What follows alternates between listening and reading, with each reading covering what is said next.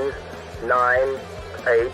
You're watching the Experience Comic Culture and Sales. Streaming live daily to Facebook, YouTube, Twitch, and Twitter. 2.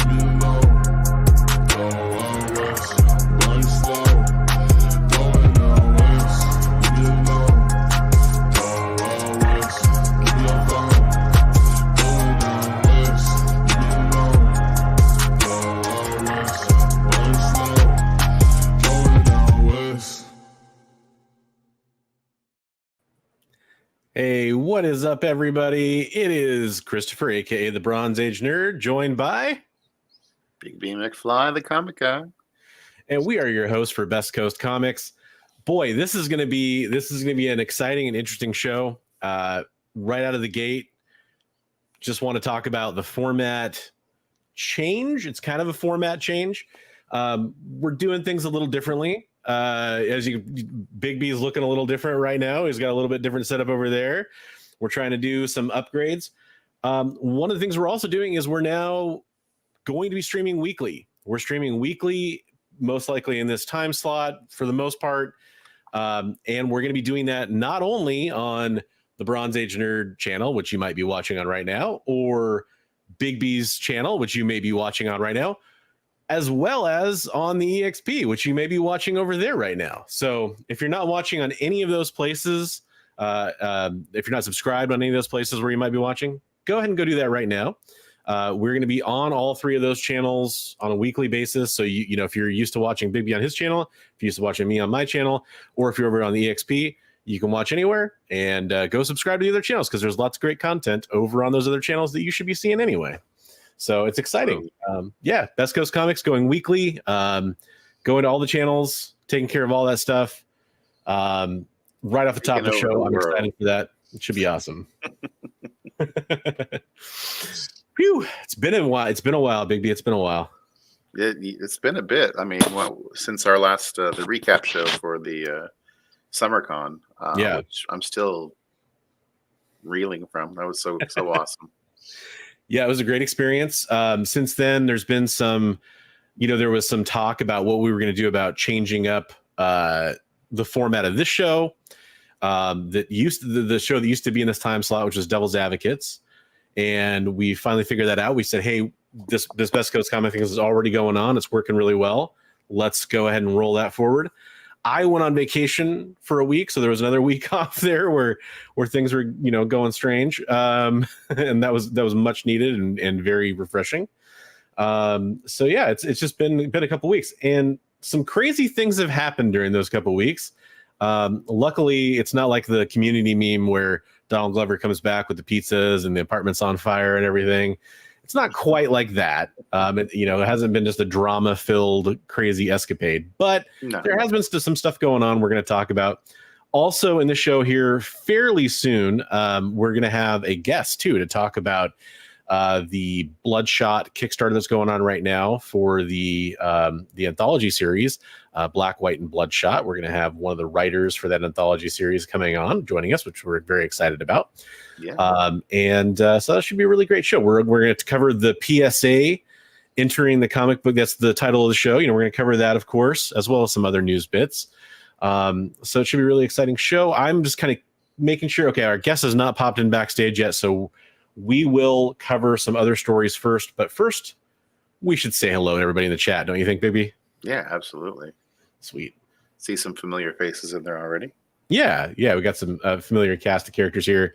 GT Key came in with 4 different comments. So I'm guessing it's kind of hard to tell, but I'm guessing one on each channel. Maybe that'd be my assumption. But they were all different. Yeah, they're all a little different. Yep. Well, there are 3 of the same and one's different. Okay, there we go. And then we got Bigby McFly in the chat. And we have John. What's up, John?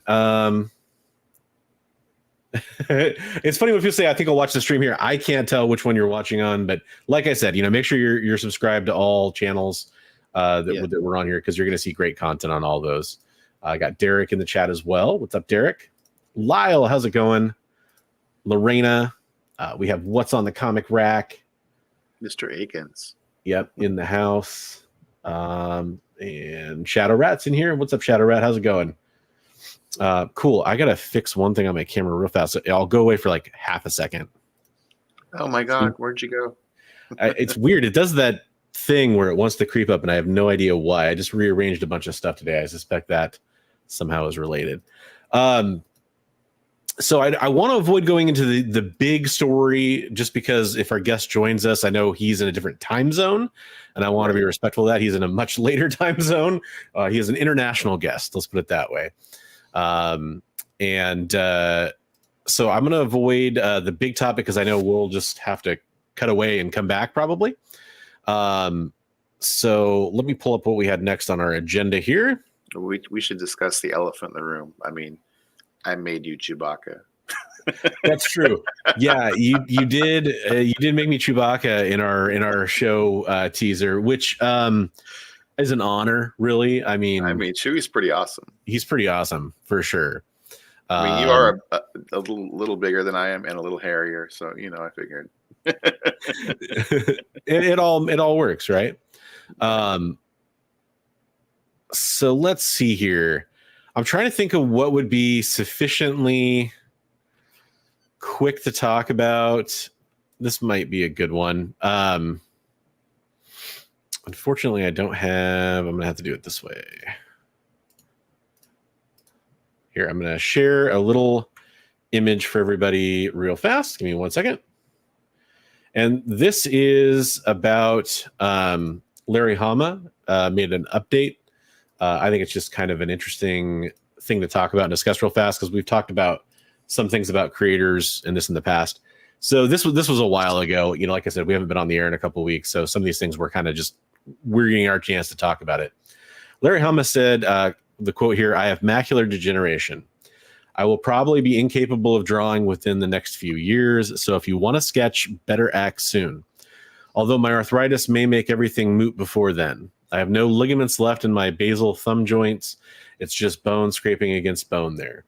Drawing is actually quite painful, but not as painful as signing my signature." Talk about wow. suffering for your art, huh? Yeah. Yeah, absolutely. So what are your thoughts on that, man? Well, it's sad to hear. I mean, the man's a legend, so yeah.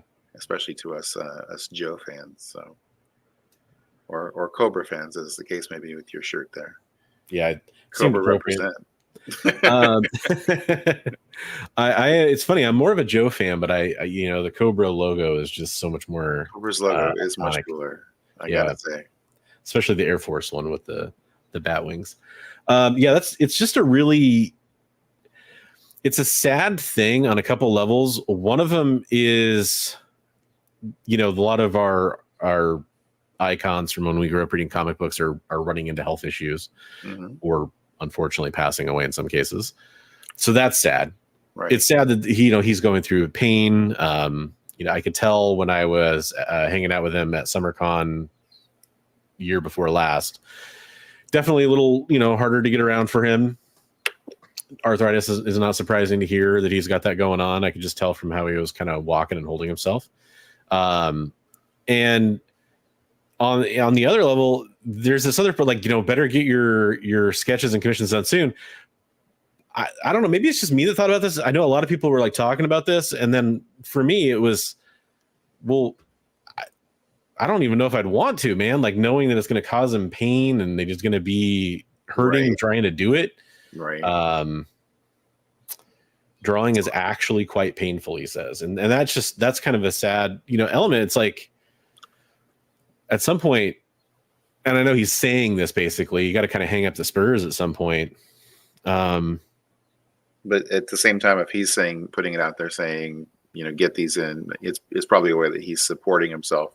Yeah. And so he's not ready to hang up those spurs quite yet. So that was the other thought I had for sure. It's definitely one of those things. Okay. I'm just communicating with our guest real fast.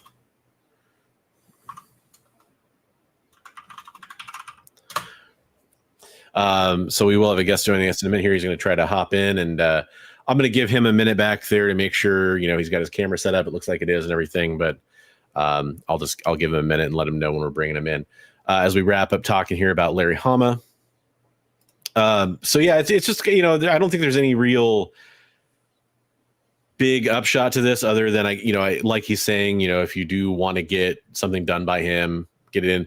The one thing actually that I will say is kind of interesting about that too, is he said it's not as painful as signing his signature. That's even more painful apparently, which, ouch. I mean, I had him sign some books not that long ago. And it's funny. I know, like, for example, there's another YouTuber, Otaku Tour Guide, who had him do, he didn't have him do, I think he just did it. He just kind of started doing Arashikage remarks on some of his books. And it's just one of those things where I feel bad. Like, he's sitting there signing and trying to do that and all that's going on. But what people do for their craft, I guess is the important part of this. It's like a pro athlete in a lot of ways, is they kind of break down physically, literally from their work. So it's just kind of sad. Right. Well, I hope that, he's able to get along and do the best that he can and maybe find some way of some pain management or whatever for that he's able to continue to make money off of his craft. And we can enjoy his work for a little while longer. Absolutely. I mean, that kind of goes back to like when we were at SummerCon, getting able to meet Jim Shooter and a lot of those other guys, Starlin and all those other guys. And were you were there when some of the other legends that have since passed were up at SummerCon, and they passed since then. So I mean, we had why can't I think of his name? Neil Adams was up there not too long ago. I'm unfortunately I missed him, but yeah, he's somebody we lost recently. I mean, so many, unfortunately. Right.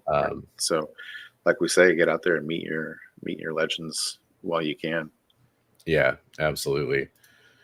Hey, what's up, Damien and Figure Drawing? Damien. Nice to see both of you in the show. Yeah.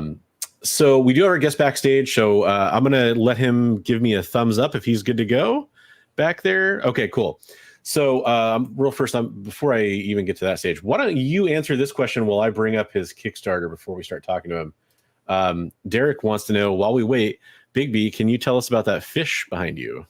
That is a metal art piece of the Cascade Mountain Range with a night sky superimposed over a salmon. And this place where I have my office, my wife and I, we were remodeling it for a Airbnb. So it's got a lot of Pacific Northwest themed stuff. I've got a big print of Mount St. Helens exploding here on the wall next to me. So right on. Love that Northwest. Hey, we're Best Coast Comics. We're over here on the West Coast. But our guest who's going to be joining us here right now is not from the West Coast. Not at all. He's from like I say, he's an international guest. So I'm going to end the suspense and bring him on. Everyone say hello to Tom Wortley. Hey, how's it going? Hey guys. Hey. Welcome. Thanks for joining us. Thank you. It's I'm from a West Coast, just not the U.S. West Coast. I'm in the Argentinian West Coast. We're very glad to have you, no matter what West Coast you're on. And I know it's a little later over there, so thank you for joining us over here on our time zone for the show tonight. Real fast, what I'm going to do is before we get a chance to talk to you for a few minutes and kind of learn a little bit more about you, I'm just going to share. This is linked in the description below on my YouTube. I'll update it after the show on the other channels because I put the link in kind of late for this, but it is in the description below, and I'll paste that in the chat in a second. But this is the Kickstarter we're going to be talking about today. It's up right now. It's got 24 days left on the campaign. It is the Bloodshot Anthology series, Black, White, and Bloodshot. And Tom is one of the writers on this series. He wrote one of the stories for this series, so that's why why we have him on the show tonight. But I definitely want you to get a chance to check out the campaign. Go support it if you want to back it right now. As we're talking to Tom, I think you might have a chance to hear a little bit more about the project. Probably not spoilers for his actual story, of course. But I'll paste that link into chat right now. And then beautiful artwork. Yeah, there's some great artwork in here. I was scrolling through it earlier. I mean, just like that shot right there is just gorgeous. That's for awesome. Example. Let me paste that link in the chat for everybody so you can go follow along. And then I'm just going to remove this so we can make everybody big again. And we'll go back to it, of course. So Tom, first of all, welcome to the show again. And I just want to get a chance to say that, you're somebody who's been hanging out at my Discord for a while, viewer of the channel. So that's really cool for me to have somebody who works professionally in comic books kind of following along and has been for a while. So it's really awesome. It's awesome to have you on the channel. So that's really cool. I know this isn't your first work in comics, and you've been doing a lot of various things. Why don't you tell us a little bit about yourself and your career and what you've worked on? Sure. Well, I have a career in comics where I live. It's not easy to make it to the U.S. as a writer, especially if English is not your first language, which is my case. So I grew up speaking Spanish, and I was lucky enough to learn English at a very early age because of my family. So, but usually editors in the U.S. don't even want to read like a writing test from you because you're not a native English speaker. So I was lucky enough to have these opportunities, and I also was lucky enough to be working as a screenwriter and working for Disney for a bunch of years as a screenwriter for Latin American projects, and kind of like that kind of work also gets you a little bit ahead when as far as resume goes. So that's why I have been getting a little bit more projects for the U.S. market lately. Right on. Yeah, I know. A while back you were on Machine Girl, right? You did a story for that. Yeah. That came out here in the United States. So how many U.S. comics have you worked on at this point? Not a lot. I did the Machine Girl issue, and I had a story in the Heavy Metal magazine when it was run by Grant Morrison. So I'm really happy about that. Yeah, that's really cool. And the story, it's a little bit easier for artists to get jobs in the U.S. and for us writers it's a little bit more difficult. But I'm starting to get a little more opportunities, and I'm trying to grow in the U.S. market a little bit more. And with this project, I hope some of my earlier projects that were done in Spanish can be translated and possibly published there. Yeah, I hope so too. That'd be amazing. So I Sleepy Readers in the chat saying he's excited for the comeback of Valiant. I know a lot of us are. Coming back to this project a little bit, I know you don't want to spoil the story or talk too much about the actual story you're going to have in the comic, But can you tell us a little bit about how you got involved in the Bloodshot comeback? Yeah, actually, the one of my editors here in Latin America, here in Argentina, is one of the editors responsible for Valiant comic books now in Alien Books, and now that there's a partnership with Alien Books, and he contacted me because he knows I'm a very avid comic book reader and a comic book fan. That's why I follow your channel too, and well, that's what all of this is. So, and he asked me if I was willing to like contribute a story for this and maybe pitch something else for the Valiant. For the whole Valiant comeback that's happening right now, and I was of course thrilled because these are comics I I used to read in the 90s, and then I came back for the reboot in 2012, and this is really interesting to me to be part of like this revitalization of the of a brand that it was with me for a long time. Absolutely. Yeah, no, it's definitely exciting. I brought it off because I wanted to make sure we had a chance to kind of see you a little bit bigger, but I'll put it back up for now. This is the campaign. The good news is, it's fully funded. It fully funded in an hour. So this is one of those ones where you're backing it without any risk, involved. Essentially, you're backing it because you want to support it and check it out. Which issue is your story appearing in? Do you know? Yeah, mine's going to be on the third issue. Okay.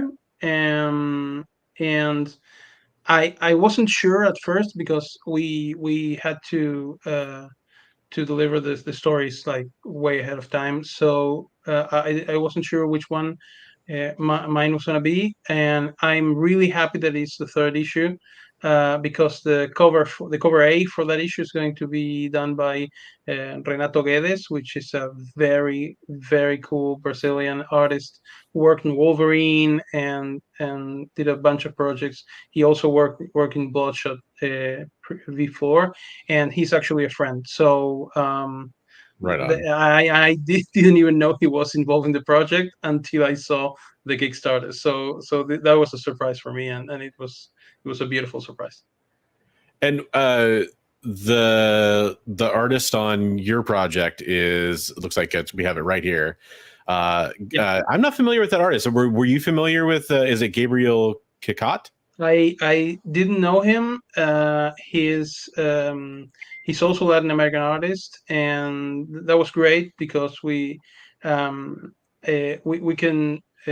chat in both in Spanish and in English so we had like a really great collaboration, and I didn't know him previously, and I shared a couple of panels from the story, and he's an amazing artist.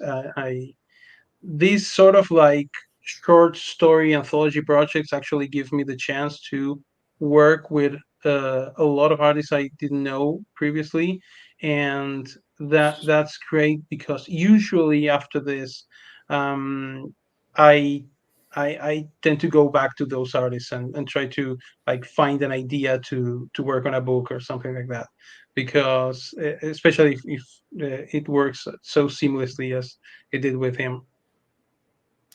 Yeah, and Jay was just saying in the chat, this is a stacked talent on this. That is absolutely true. There's a lot of, I mean, there's some creators on here that I'm not as familiar with, and I'm excited to get to know a little bit better.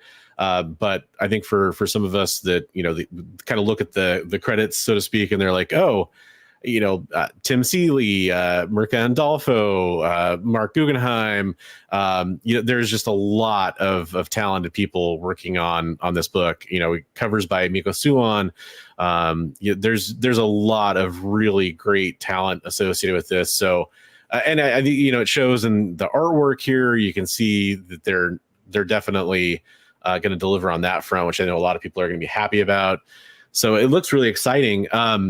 and it is an anthology series too. So I know you don't want to spoil anything about the story. Can you give us any kind of teaser or anything like that, or anything to kind of get us excited about it? Maybe the thing might Sure. I mean, to me, Bloodshot. I had a limited amount of pages, and I didn't really want to like go overly complicated. I tried to be, as I said, I come from a screenwriter background, so I try to be very cinematic with my comics, and I'm very action driven, not particularly like an action movie driven, but by driven by actions. So I try to be more of that and less of like voiceover or inner dialogue. So that's really hard to do when you have a very small amount of pages to work with. So I try to do like I try to go back to the classic, you know, classic stories about of the 90s. I grew up with Bloodshot, so it's a little bit of violence, a little bit of a twist and a surprise, and so it's a very familiar setting to work out the twist at the end, and not having to overly explain what was going on. And I think uh, I think people are going to enjoy going back to a, I guess, simpler story. And I try to work out the complexity on something else like panel layouts of the page, for example. Cool. I try to work with I mean, a couple of references from Alan Moore and Watchmen, for example. Nice. Right on. It's more of a subtle storytelling than just like saying what the character is thinking out loud. It's something else. Yeah, that makes sense. We did have a question from chat. Do you have any hope to be working on any other Valiant characters or properties soon, by chance? I hope so. Yeah. There's still nothing solid. I had pitched a couple of things. There are some characters I'd love to work with. I tend to gravitate to more obscure characters, and like B-listers more than A-listers. That's the thing I like to read more, and that's the thing I like to write more. So I hope I can get something in that realm to work in the near future for Valiant. But I can't say anymore right now. Sure. No, that's cool. Bigby, did you have any questions for our guest that you wanted to ask before we let him go? I think he did a really good job of like weaving in a lot of the questions I had, like if it was easier to work with a Spanish-speaking artist versus an English-speaking artist, and do you submit your script a different way if you're working with if I know that the artist that's the change in how I write, right? Because if I'm working with an artist that I know is his first language is Spanish, I write the whole script in Spanish and just write the dialogue in English, and not I write the whole script in English. I do full scripts, which I know it was a debate not long ago in the community if which one was the best way to go. I tend to go full script, but then I really like to give the artist as much freedom to question that script as possible. So I don't like the old Marvel way of just like writing the dialogue and letting the the artists do the rest. I do the full script, but I give the. Sorry, I was just reading. Yeah, I would write a Chainsaw Vigilante miniseries like yesterday. Nice. But yeah, I love to I love to give the artists the possibility of chatting with me, like, and discussing with me every panel I write. To me, there are some writers that like submit the script and that's done, and they move on to the next project. I stay on until the pages are submitted to publishing. So something has to be changed or adjusted, or the artist has a suggestion. I prefer to keep that open dialogue. So the work turns actually a collaboration, and not just like separate parts of like of machinery. I prefer it to be like more of an artistic collaboration, and because I also write like prose, and I write fiction books, right? And that is like a very lonely job. And if I'm going to collaborate, I try to do so as much as possible. Awesome. Very cool. That was really interesting, because I was curious if you tailored the script depending on what language the artist spoke. So Yeah. Cool. I try to do so, especially because if maybe if the artist is a Spanish speaker and that's his first language, he can like maybe get confused for something. So if it helps to clarify some things, I'll do that. very cool. Yeah, very cool.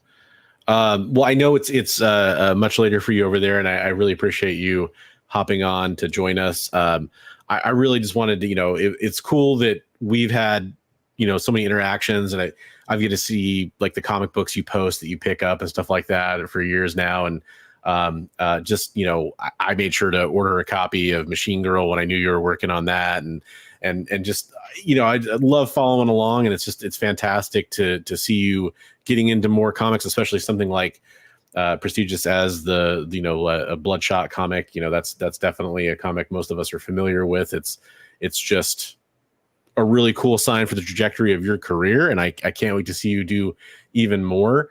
I do want to take one other opportunity to show the Kickstarter real fast for everybody. It is open now. There is a link in the description. You got some time left to go check it out. I highly recommend you go check it out and see if you want to back it, because it'll help encourage more projects from the relaunch of Valiant. We can see more stuff come, and hey, who knows? Maybe we can have you back when you're working on your next property from Valiant, because this is so successful. So that's what I'm hoping for anyway. That'd be great. Yeah, I hope to be back for whatever next Valiant project is, and if, as Preston said, if I can get to work on Ambush Bug, I'll be happy to do so. Absolutely.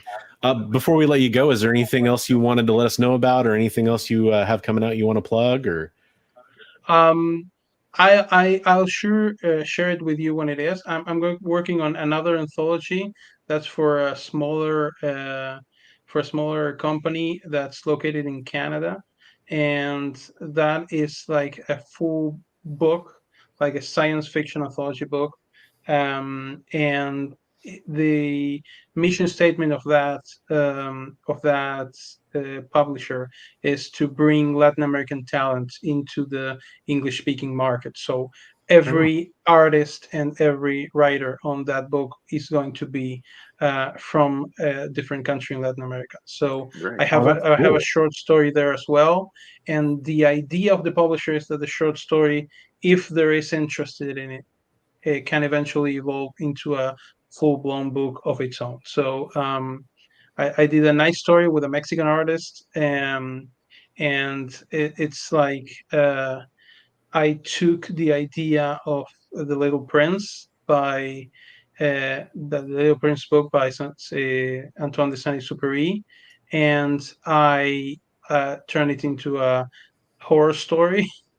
So I'm working. The story is called Little Prince of Darkness, and it's about the son of the devil coming to Earth. So Nice. that's Sounds going like to be another Kickstarter that's going to launch relatively soon this year. So I'll keep you posted about that one. That's Yeah, awesome. I agree. Awesome title. That sounds very cool. That's an exciting project. Cool. All right. Well, we do appreciate you coming on and joining us and talking a little bit about the project. It's something that I was definitely interested in. As soon as you mentioned you were working on it, even before that, when you teased what you were going to be working on something cool, it was exciting to see it kind of all unfold. So awesome to have you on tonight. Thanks for joining us. And folks out there, go back the Bloodshot Anthology series, Black, White, and Bloodshot, over on Kickstarter right now. Tom, have a great night. Thank you so much for joining us. Thank you very much. Thanks. Oh, that was cool. Hey, that was cool. I would love to have him back on for any projects he's working on. Yeah, he's a really awesome guy. Like, just watching the stuff he posts up and like checking out his collection and just the stuff he's into, and I've been loving following that for a while. So it's really cool to see him working on stuff that I know he's been working on. All kinds of things. Like, he shared a show that's available in Latin America that's on Disney Plus that he worked on and stuff like that. It's like, that's really neat. So That's cool. yeah. So I think, are we due for a break? We are, yeah. So real fast, I do want to explain for people who may not be familiar with this format, since we are streaming on the EXP, as well as a couple other channels that you're more than welcome to go subscribe to as well. One of the things that we will be doing periodically here on the show is we'll be showing some of the commercials that run over on the EXPs from some of the sponsors, for some of the shows that are available over on the EXP, for comic books, things like that. So we're going to run that real fast. It'll run for, about a minute or two here coming up, and then we'll be right back to talk about another topic and comic book news. So hang on and check out some of the sponsors. We'll be right back after these messages.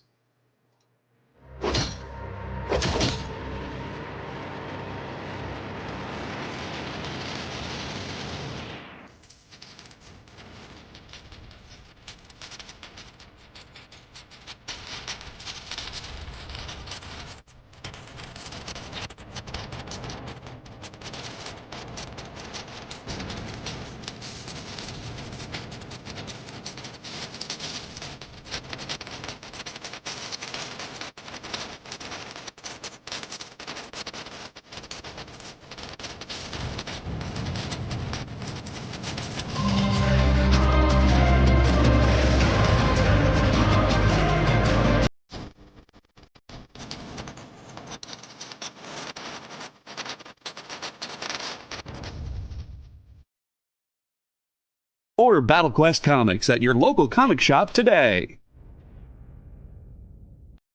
According to a statistic that I just made up, people spend 4 hours a day changing the television channel. People who watch The Experience don't do that. Save yourself a ton of time by tuning into The Experience and enjoying our new original programming 7 days a week.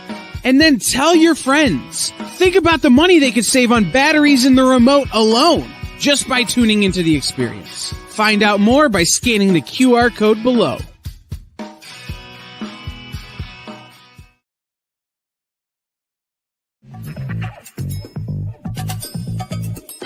Live from New York. What? Oh, sorry. Live from Cleveland? It's Friday night? It's Friday Night Live! With Nancy McCann. And Ricky. And sometimes Carlos. And featuring boxes and boxes of rare comics. Unique collectibles.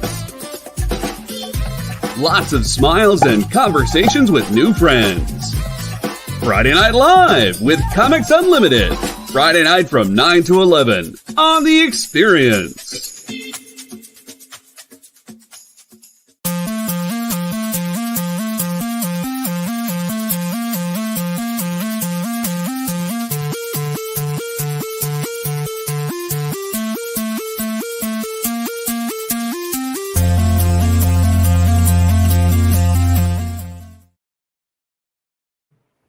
Hey, welcome back, everybody. For those that are just joining us or maybe watch that and we're wondering what's going on, this is kind of the new normal for what we're going to have going forward for Best Coast Comics. We are streaming to Bigby's channel, my channel, as well as the EXP. And those were some advertisements that run over on the EXP. This show is now taking over the time slot that Devil's Advocates used to occupy. And now we can devote all our efforts to making this show better, doing it every week, for example, bringing in all kinds of fun stuff. So in interest of doing that, make sure you go subscribe over to the EXP, follow along over there so you can check out some of those wonderful programs that you just saw the advertisements for. And got a couple of comments here. I wanted to make sure we get to this one first. Jay wants to thank everyone for being here tonight. Hope you're all enjoying the show so far. I echo that sentiment. And we also want to say hello to Geek Out with Roscoe. What's up? Roscoe. I think you may have gotten a package recently, Roscoe. I'm curious to see if you've opened that one yet. If not, that's totally fine. Just curious. Speaking of which, we do a weekly giveaway in the chat here. I do have a couple prize packages ready to go. So I'm going to reveal the hashtag that you're going to want to type into chat if you want to enter for a chance to win some free stuff. I'm going to show you some books here in a second. You'll get a chance to win those. But I also throw in extra stuff. Just ask Roscoe. There's going to be extra stuff in your boxes. It's really just a chance for us to get you some free stuff. And so, thank you for supporting us here on the show. The hashtag. Some doodlings, maybe? Yeah, maybe. Well, some. I mean, there might be some doodlings. For this show, because we just had Tom Wortley on, who is one of the writers on the new Bloodshot Anthology series, let's do hashtag Bloodshot. That's all lowercase Bloodshot, one word. And that will be our hashtag. I've already started collecting entries on that. So if you want to type in hashtag Bloodshot, you get a chance to win some free comic books. Hey, right on. That's awesome to hear. I'm glad it arrived presumably safely, Roscoe. Totally. I hope you enjoy it. Yeah, if as long as I guess you could say like, oh, it was torn in half. So I got two packages, price packages that were floating around from last time. I did finally get a hold of Shattered Glass Reviews, which was our winner that I was waiting to get his address from. So I got that package going out to him. We have a couple awesome Hulk books here, and I'll kind of throw in some Marvel cards and Marvel related stuff, but I'm not going to say any spoilers or any rumors and that kind of stuff, but let's just say there might be some Hulk stuff going on. So that's all I'll say. Some rumblings. Yep. And the other prize package is more of kind of DC, but also a little indie. We got a Nightwing Huntress trade, and we have a gorgeous Batman Grendel trade. I love that Batman Grendel. Matt Wagner is so underrated. Oh, he's just fantastic. So you get a chance to win, one of those two prize packages, plus I'll throw in extra stuff. So if you're around at the end of the show, you can tell us what you want. If you're not, you get whatever we choose. But we like to offer some variety. Yeah. And feel free to drop a line in the chat if you're like, oh, I'd really want the Hulk ones or whatever. And then, I'll probably remember that when it comes time to draw your name later. So I think we should get to our big topic this week. What do you think, Bigby? Yeah, I mean, why wait? Let's dive in. Why wait? I agree. Your sword. Yeah. So the big news going on right now.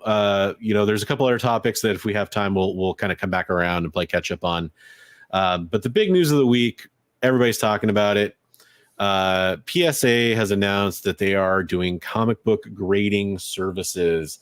There's lots of news sources that have reported this. There's lots of YouTubers that have talked about it already. This particular link that I'm highlighting is from icv2.com, which is a pretty good website if you want to go get some industry news, more of an insider website. So this is actually something that has been in the works for a while. I've heard rumblings of this for a while. And I know there were some people that were kind of in, I don't know, I guess beta or discussion for it for a while, that were excited to finally be able to talk about it. before I say anything about it, I'm curious, Bigby, what's your take on this? What's your gut reaction?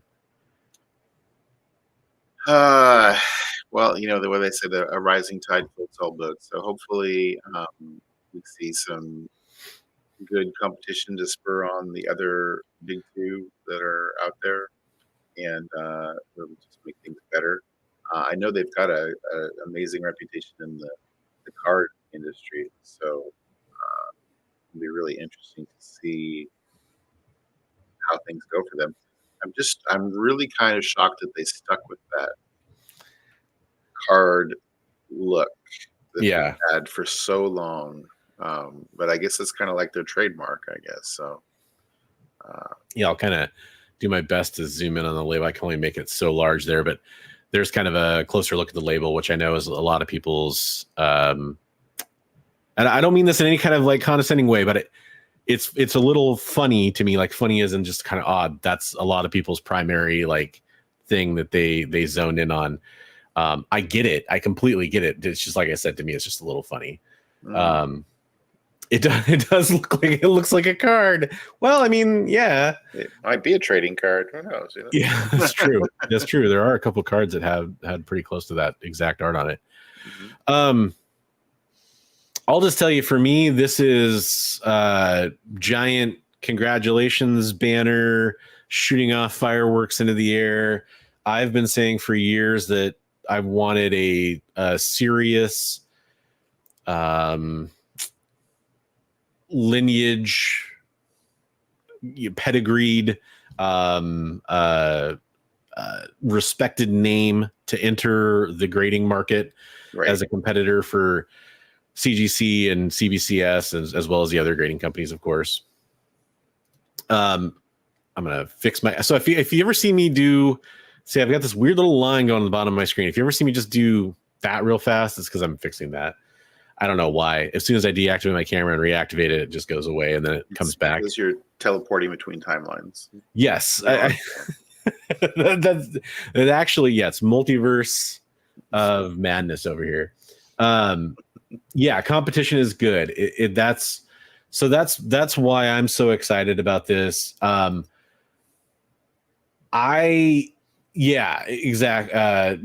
I just said I'm super rooting for them, and that's where I'm at too. Kamikaze in chat. Hey, what's up, Kamikaze? At first, CGC card case and label looked like the comic one. They have since changed it. Maybe PSA will do the same.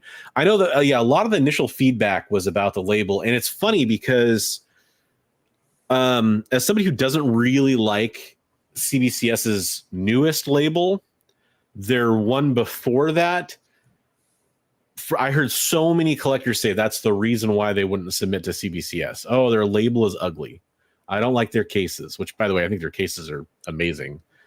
But their label is ugly. And I get part of that because like it didn't really highlight the grade, and that was a very intentional thing by CBCS. The point I'm trying to make here is that labels matter to collectors. Right. It's funny, when it comes to the card market, which I will not pretend to be an expert on. I know there's strong opinions on the primary card grading companies out there.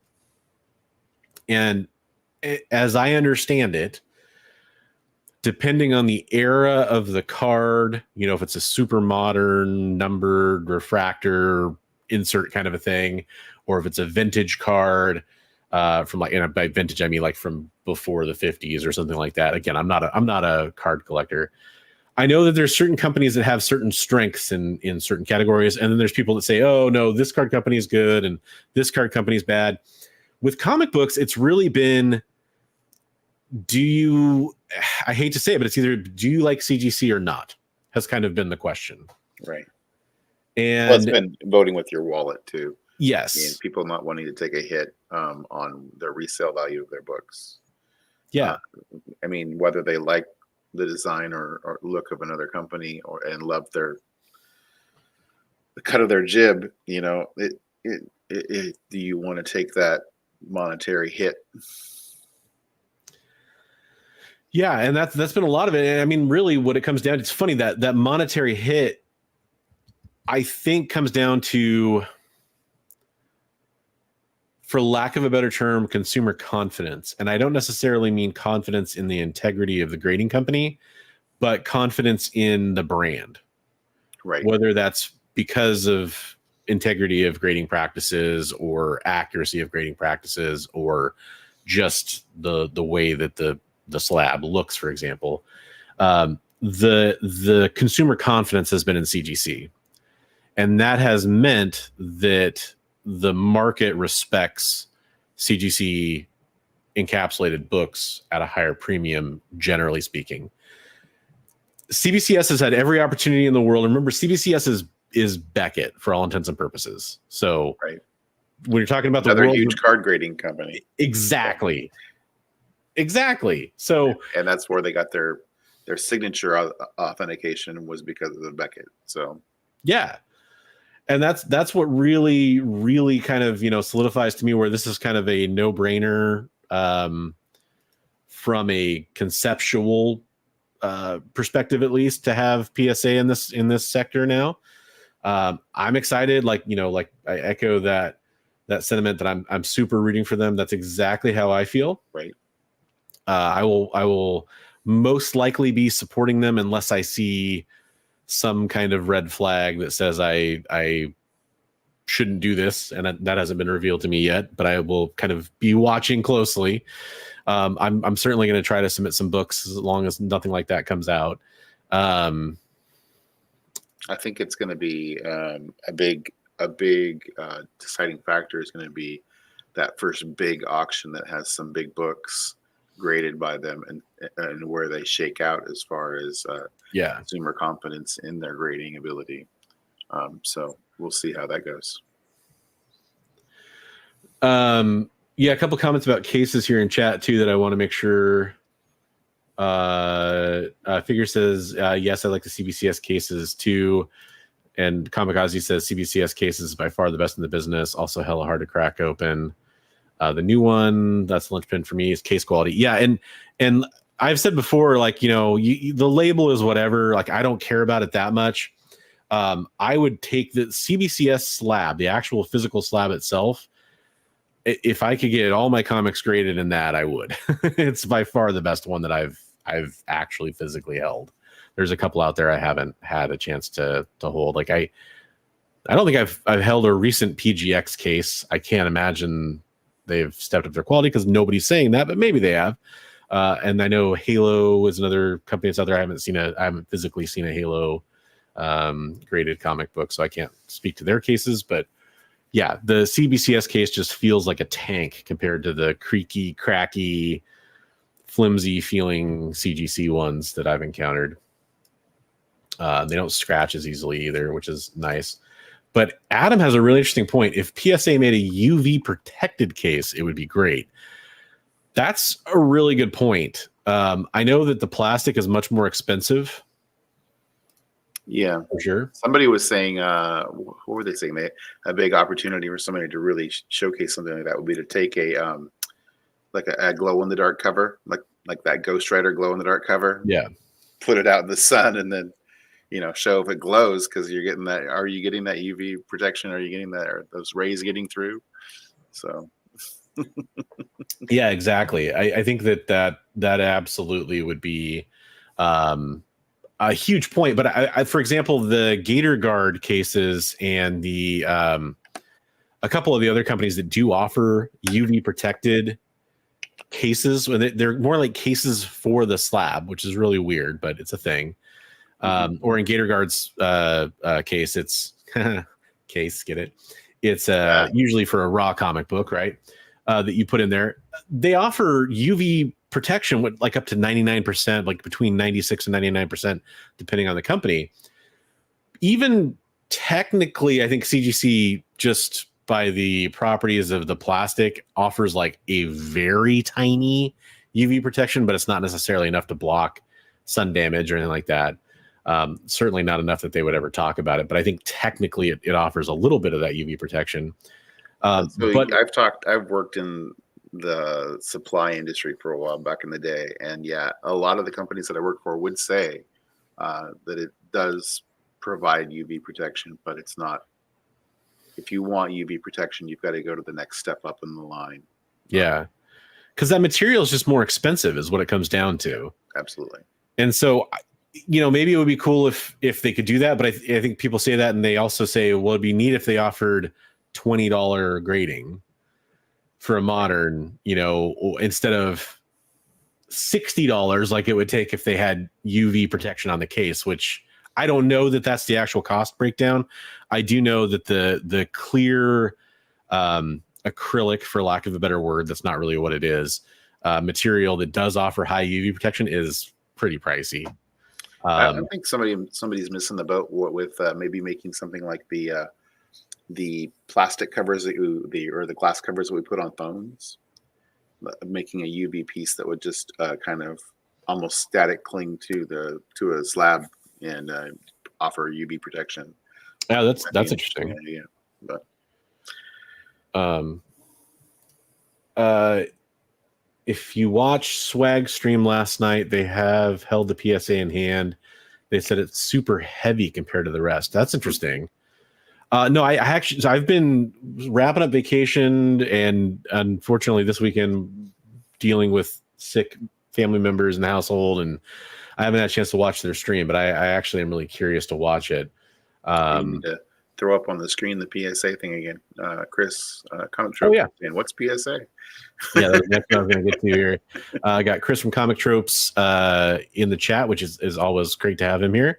I am terrible at doing this every time he pops in, but he is amazing at doing it. So I'm going to make sure to take a minute to say, if you aren't following Comic Tropes, because I think this is the problem, is I assume most of you are. Right. But if you're not following Comic Tropes, please go follow not only his Comic Tropes channel, which, like a great Mike Zeck video just came out. I was going to say that Mike Zeck video was awesome. I mean, I've always loved Zeck's artwork, and it was very Zegsy. Nice. Go follow his channel for that reason. Also, go follow Pros and Cons, which is his channel where he does more like live streaming type content. He does a show on Mondays that I highly recommend you check out, where he covers like news and topics. He also has interviews, and he is just an awesome dude with a great perspective on things that I really like following. And he does amazing art too, so you can go check him out doing that stuff too. Talented individual. But to answer his question, what's PSA? PSA is a grading company. So this is very similar to like CGC, CBCS. PSA primarily has graded sports and non-sports collectible cards. Mm-hmm. So baseball cards, they grade Marvel cards. I actually have the Stan Lee Marvel Universe Series 1 card or whatever, the one where it's like him as like Combo Man Marvel character, basically.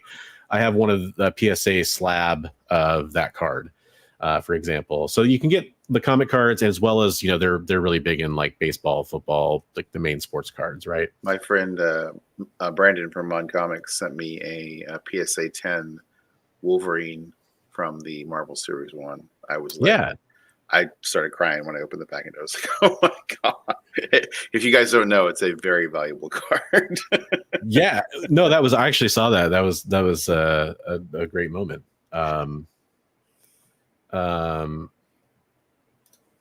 They said it was medical grade plastic. Not sure what that medical grade plastic. I do wonder what that means technically in this regard. Does it mean like the like prosthetics, or does it mean like? I almost wonder if that maybe they were trying to say hermetically sealed or something, but I don't know. That's interesting. I once used a PGX case that had a crap comic I won from some random giveaway somewhere to protect a comic I sold to an international eBay buyer. It worked. I didn't want eBay to touch the comic. Okay. All right. I didn't know where we were going with that story, but it's definitely interesting by the time we got there. Oh, because you have to send it to eBay to be shipped to the international buyer. I get it. Yeah.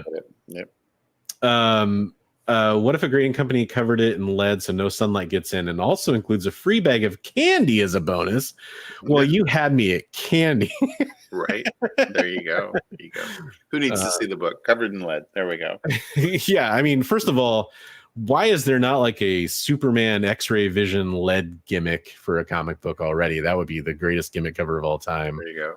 Like you pull off the LED casing and like you get to see through the comic or something. I don't know. I actually don't know where I'm going with that, but it seems like a great idea. You get some X-ray specs that can look through. I don't know. Yeah, right. There you go. Yeah, I mean, bringing in the X-ray specs is actually a really great idea because it just harkens back to the fantastic old ads that I love from comic books. That PGX case was so easy to open. Again, I just needed the case to protect a comic. Yeah, that is kind of interesting. Like the CGC cases, I've never personally cracked one, but I've seen it done many times. I just never had a reason to crack it myself. You can crack it in 4 seconds. I saw Dave do the West Coast Avengers do the counter. Have you seen the counter crack before?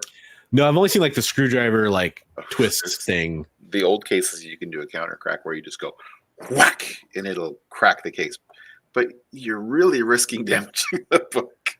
Yeah, that's the thing. I mean, I think even in almost all cases there's a little bit of risk, but yeah. Yes, I agree. Comic Strope is definitely legit. Definitely. Ooh, Metal Min lead case. There you go. Preston's a big Metal Min fan, so that makes sense. That's a good opportunity. No, so I just to kind of circle back to like my profound excitement for this is I have had I guess the best way to put it, I'm not trying to be dramatic, it's just the best way I can think of it off the top of my head, is kind of like almost like a frenemy relationship with CGC.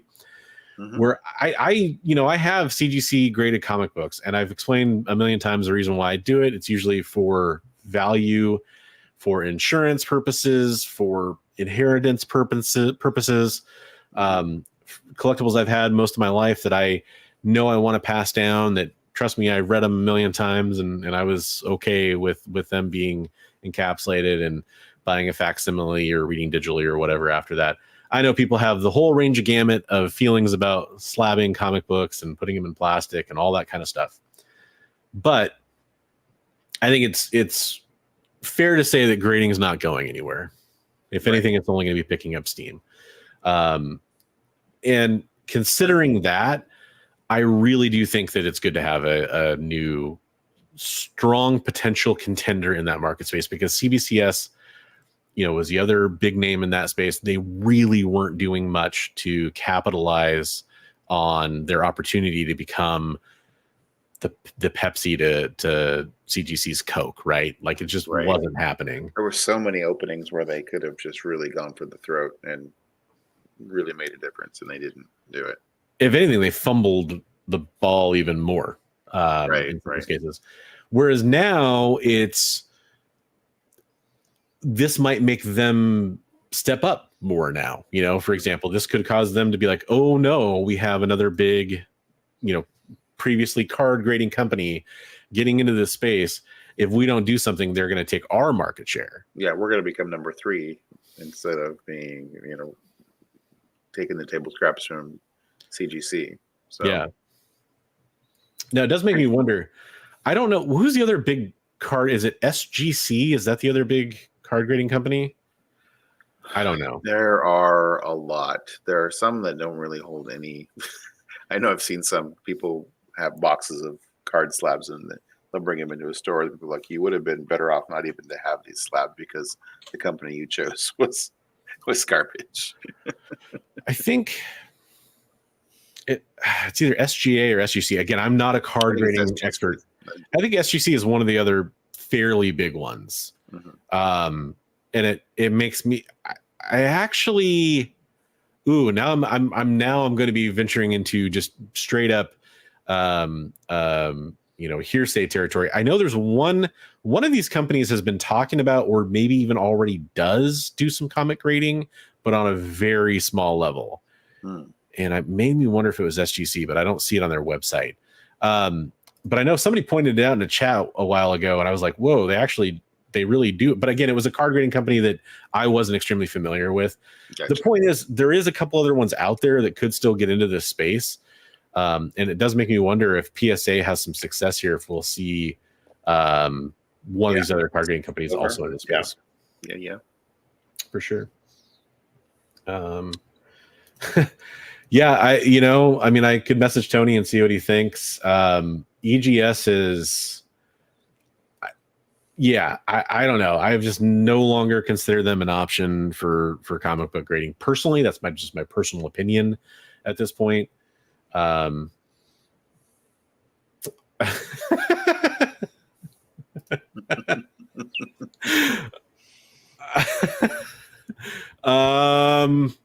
wild guess.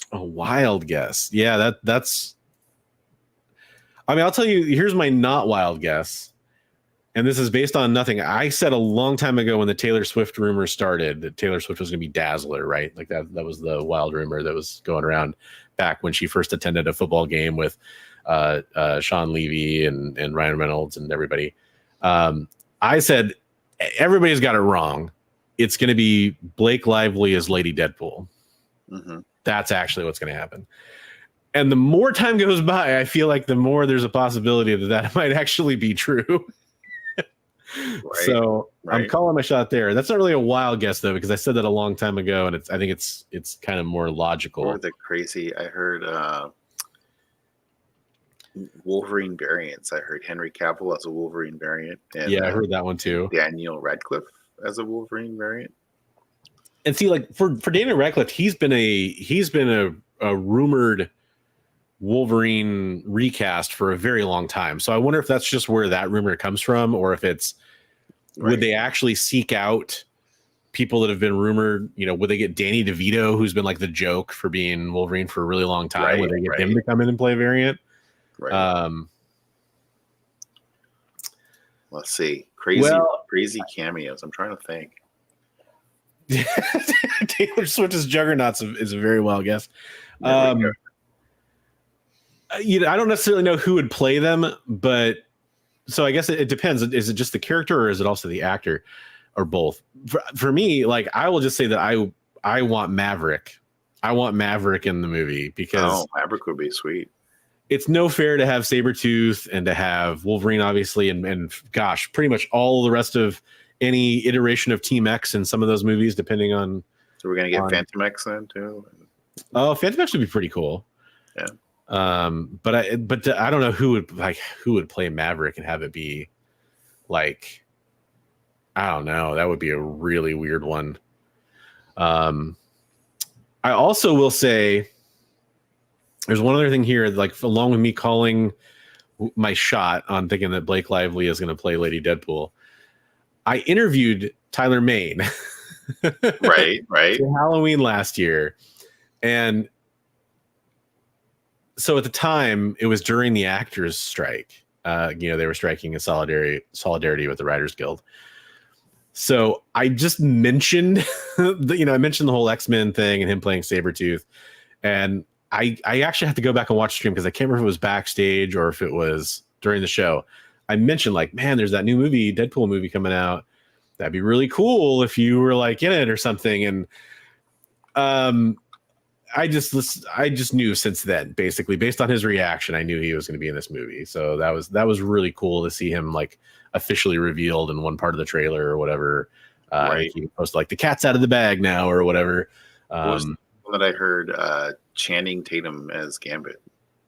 Well, see, but he was supposed to play Gambit in a movie. Right. So, and they're saying like in a true to the comics costume version of Gambit. So, but so much of this reminds me of Doctor Strange Multiverse of Madness, where it was everybody under the sun's going to be in that movie as a cameo, and it's going to be, Mephisto and all. There were so many rumors of who was going to be in that movie, and we ended up getting kind of the Illuminati, but a very like low. It was just a few people. Is Deadpool really? Is it really going to go all out and have like 100 cameos in it? It's already going to probably have it's kind of that way. So yeah, yes, I agree with Chris. My wild hope is for a Wolverine or a Hulk quick fight. That would be cool. Black Eyed Peas is filling out Team X would be pretty good. I kind of agree with that. I also kind of hope that I've said this before. I hope Hugh Jackman is not Wolverine going forward in the MCU. I know that's sacrilege. I just think he's a little too long in the saber tooth to keep playing that role, and I'd like to see it go to somebody else. And so I almost kind of want to hope to save any kind of fight like that for the proper MCU reveal of Wolverine. I think it'd be fun to do it similar to how it happened in the comics, but right. I don't know if that's really feasible. Maybe that's just silly. Well, we'd have to be going with a rampaging Hulk rather than Smart Hulk, so we're gonna have to take some steps backwards. So. Yeah, that's true. That's true. I know. I saw something. Eric Bana confirmed he's not in Deadpool and Wolverine. By the way, but how many people confirmed they weren't in Spider-Man? Right? I mean, yeah, exactly. for anybody who's kind of wondering, none of this is based on insider knowledge. This is all just us spitballing. We're just, pulling things out of our heinies. I know there's actually some people who are like, who have had advanced screenings even ahead of the red carpet premiere, apparently, and stuff. I don't know. Not me. Don't lie. I think I'm gonna go for see it Sunday for your vacation. Well, I mean, I think I'm gonna go see it Sunday probably. So I'm hoping that I don't get any spoilers in those first couple of days. I'm in enough it Saturday, so I'm in enough groups that I have a feeling I'll get spoiled no matter what. It's just we're in that one that X-Men group, and they've been really good about not spoiling things. So the problem is I'm in groups with like speculators where they're like so quick to start, oh well, it's so and so, so I gotta like turn off all my notifications and stuff, and it's speaking of speculation, you did you get that message I sent to you about Chip, the Green Lantern squirrel? I don't think I did. Did you have something you wanted to show? It was in the show notes. So they had during the last days of filming for the Superman movie, they brought a squirrel out in a cage that was an acrylic cage, and he sat there and he was talking to this squirrel character, and so people are conjecturing that this is going to be Chip, the Green Lantern squirrel, and far be it to be him to be the next Rocket Raccoon of the DCU, with our James Gunn of high-ing up the DCU. Yeah, with Sean Gunn voicing him, no doubt. Yeah. Or I mean, maybe they'd have Bradley Cooper.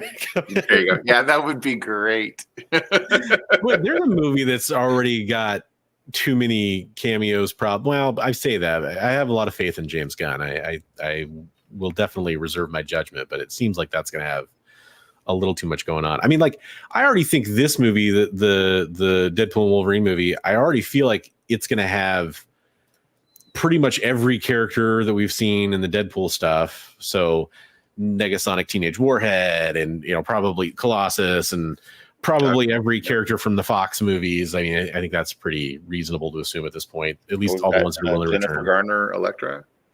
I've heard that rumor. I mean, Famke Janssen was pretty much saying she'll be back. Yeah. I saw a mock-up that got me excited where it was when they had Famke Janssen and the Scarlet Witch going up against each other, and I was like, ooh, that would be sweet. That would be pretty crazy. Phoenix versus Scarlet Witch. But I was like, yeah, it's not going to happen. I mean, like, we know it has to do with the TVA, so they can get away with a lot, but they also can just cram in like a stupid amount of cameos, like in a very short sequence, and not have it take away from much of the movie. Like that. Oh, yeah, you can just have just pan by a bunch of characters and be like, hi.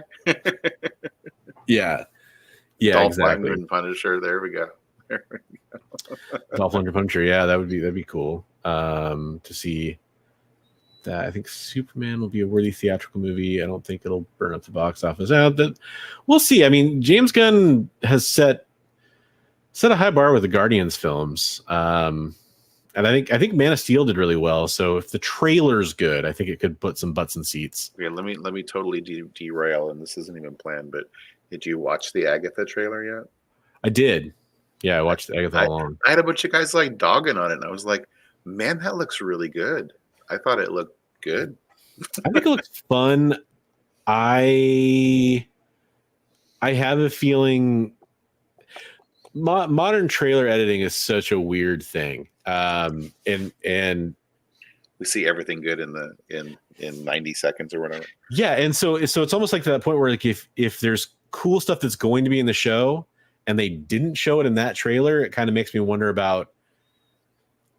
It's how I feel about a lot of these Marvel shows. It's either give it more time to play out or turn it into a 3-episode limited series, because they either feel, and this is true this is my feeling too on like a lot of the Star Wars TV shows from Disney Plus. Mm-hmm. They either feel too long and they're stretching too little material over trying to turn it into a full season, or they are not giving things enough time to breathe. Like for a lot of those shows are half an hour long and they should be like an hour long, like an hour long standard, drama, 40-minute, 45-minute format, in my opinion. So this show, like I already feel like I'm going to have pacing problems with it if it kind of draws out, the main plot thread. And then, I mean, the big thing is going to be like, is Scarlet Witch going to be in it? I mean, the people are already going to be wondering about that, and the payoff bringing back Scarlet Witch. Yeah. And I don't know. I'm a little leery about it. I'm going to watch it. Like with anything like this, I'm hoping for the best. I'm hoping it's a really good show. I want to be entertained. I don't want it to suck. Some of my buddies were they were very quick to point out the Echo trailers looked really good too. And I was like, yeah, you got a point. And Echo was actually better than I expected it to be. It had some really good parts to it. Yeah.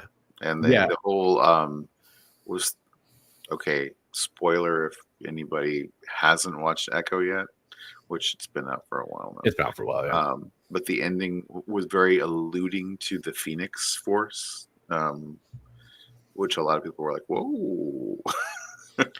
Like, how do you even really do that without having X-Men stuff? That's kind of weird. Right. Well, that's what kind of people were like, that kind of could be a way of starting to tie, because we've already got Miss Marvel is a mutant, right? So, yeah. And Namor is a mutant. So, I mean, Mojo and Arcade. There we go. Hey, I'm excited to see Mojo at some point. If it means we got Spiral and Longshot, I would be down for that. Right? Didn't you? You just got a sweet Spiral action figure, didn't you? Yeah, it's just out of reach over here. Otherwise, I'd grab it. When we do a next break, you can jump up and grab it. Which actually we probably should do another one soon, just because we took that other one at such a weird time for our guests. So for sure.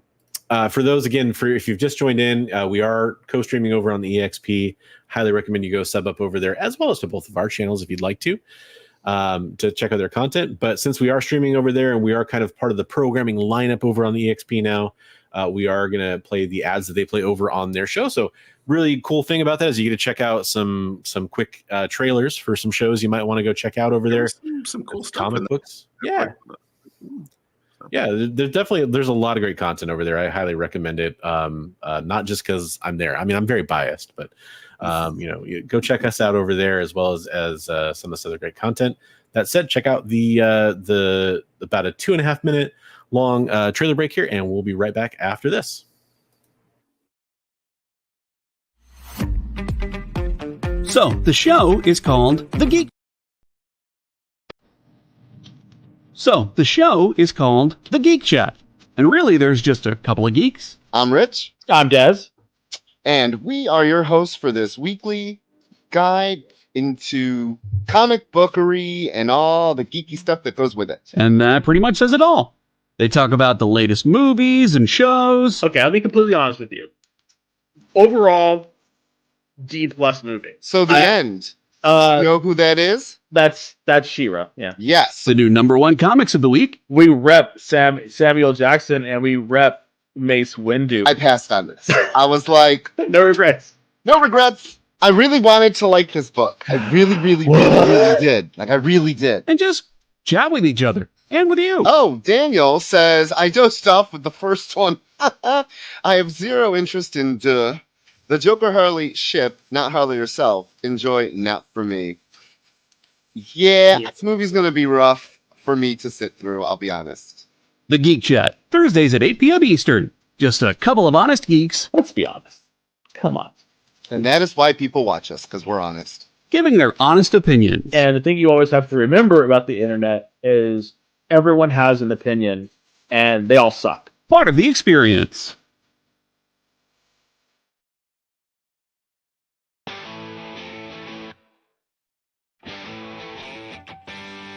What do you call the place on Spider-Man's wrists where the webs come out? His website. I hate myself for writing that joke, but you'd make me feel so much better if you just visited our website. We have links to our merch, new release lists, all the show info, and so much more. TheEXPLive.com.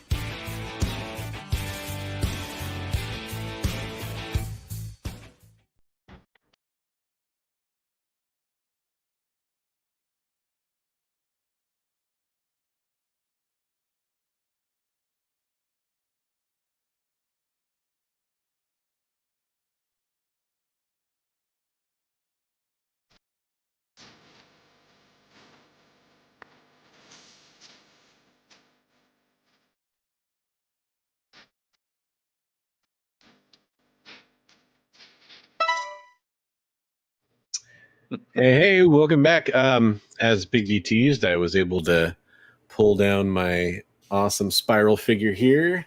That is sweet. Focus there. So, spoiler alert: Ricochet Rita. Yeah, but they did an awesome job. Anytime you get a chance to get a 6-armed action figure, I recommend doing it. They did a really good job on that. So in one of the ads, I'm just gonna fix my camera here. One of the ads, they mentioned Harley Quinn, which just reminded me. I just saw on X from friend of the channel Elliot Kalin, who came on to talk about his writing for Hades, which he did for Dynamite in a previous stream I did. He's actually the new writer for the Harley Quinn comic series, which is fantastic. And I haven't talked to him about it yet to have a chance to even congratulate him, because I literally saw it like as I was getting ready before to come on the show. But I am going to reach out to him and see if maybe he'd want to come on again to talk about that, because that's awesome. He's a funny dude. If you don't know him, he used to be the head writer on The Daily Show with Jon Stewart. He's been involved with Mystery Science Theater 3000 as a writer. He's a really funny guy, so I can't wait to see what he'll do on Harley Quinn. So I'm excited for that. That's awesome. Yeah. Hey, yeah, Preston, we appreciate you being here for the first part of the show, and hope you have a great night. I'm glad you'll catch the rest of it later. I understand it's late for those of you on the East Coast, and for Tom in Argentina, for example. So we do appreciate anybody that's able to hang out. For those of you here on the West Coast, hey, you got no excuse. Stay right here. No, maybe you got to work earlier. I don't know. But that's the whole part of the West Coast Comics is we are able to be here late for our West Coasters or our Insomniacs that might be out there too. So we probably won't talk about this next news story for too long. But I'm just trying to go back through some of our old notes before there's no reason to talk about it anymore, like in a week or two. Right. One thing we did get was a show update for X-Men 97. And hey, what's up, Comics Limited? We got Trav in the chat from the channel. So say hi to Trav out there. He's another good channel to follow. This is kind of interesting. So Bo DeMaio was let go from X-Men 97.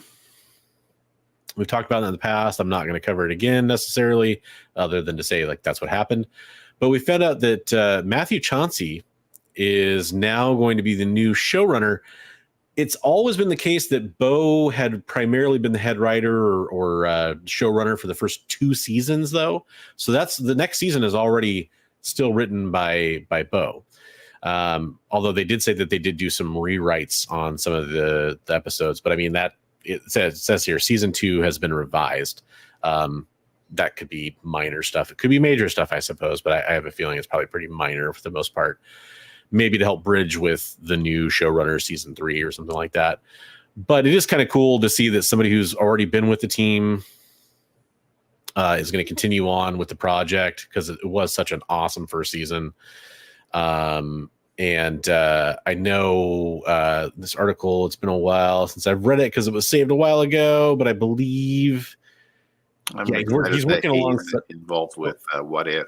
I mean, yes. So that's like, I'm a huge fan of the What If series. So, and this was the part that I liked is that he's going to be working alongside some of the returning creators that were already involved in X-Men '97, but Jake Castorina and Larry Houston, who's phenomenal, and Eric and Julia Lewald, and basically there's a legacy of people that are already working on the show that are going to continue working on the show with the new showrunner. So I have a lot of faith in it. I can't wait. I can't wait for season 2. Blown away by season 1. So yeah, for sure. I think a lot of us were. It was fantastic. So I heard that it's up for a bunch of awards. In fact, the Remember It episode is up for like big award, and then the series itself is up for some major awards as well. It deserves it. I'm glad to see it get some recognition, at least in the form of nominations. This is probably the other big ground shaking news, depending on what part of the industry you pay attention to. That I wanted to make sure we got a chance to talk about. By the way, if you haven't out there already, do hashtag Bloodshot for your chance to win some free comic books. I know we had some people enter earlier. I've been collecting some entries for that, but I did want to remind people that we are taking entries for a free comic book giveaway. Go ahead and get entered in for that. Yeah.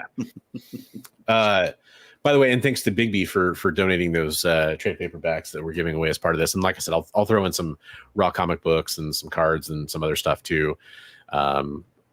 Stickers, that kind of stuff, all kinds of things. But some more donations here soon. Yeah, we're definitely we're gonna be kind of shaking things up.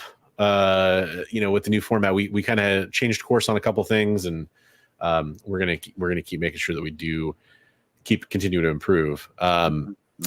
Speaking of improvements, maybe shaking things up at least. Yeah, definitely a shakeup. Penguin Random House, their publishing group, Random House Publishing, acquired Boom Studios, the comic book publisher. This was pretty interesting. I'll say as part of this, that's almost like tangentially related. Distillery, the newer publisher that's come out making like the magazine size format books, some a lot of other cool books. They moved to Diamond, away from Lunar. So there's kind of this big sea change going on with kind of publishers and their distributors. And interestingly enough, as part of this, if you read through the fine text here, they actually are Boom is actually still going to be distributed through Diamond.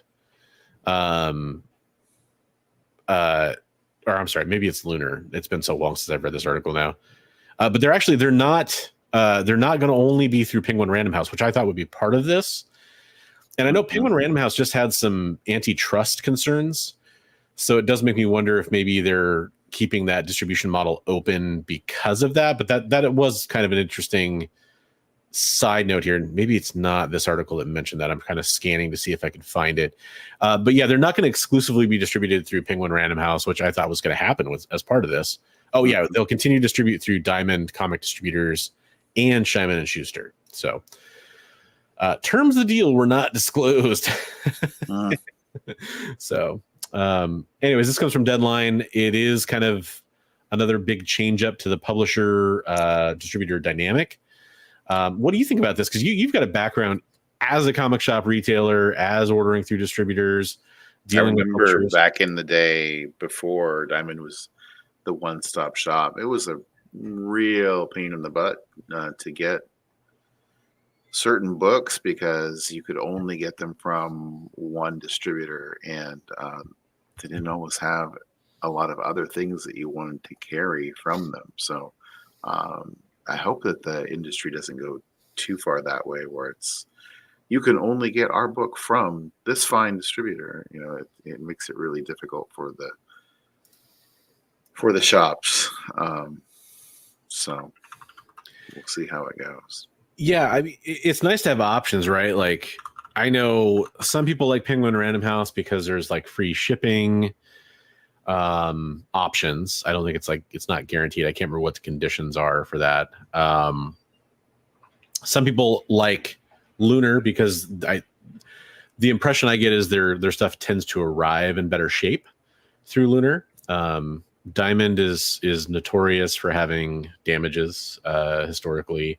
Mm-hmm. And Penguin Random House, I don't know if it's ever gotten much better, but a lot of their stuff when it first came out was damaged. I think it's gotten somewhat better, but I know some of it's also because the paper quality changed during the pandemic.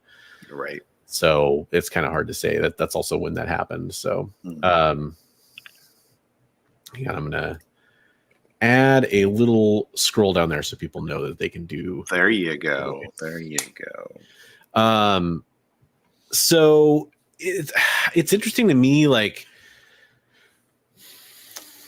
I'm always a bit fascinated by this, like, distributor acquires a publisher kind of a thing. Like that's like,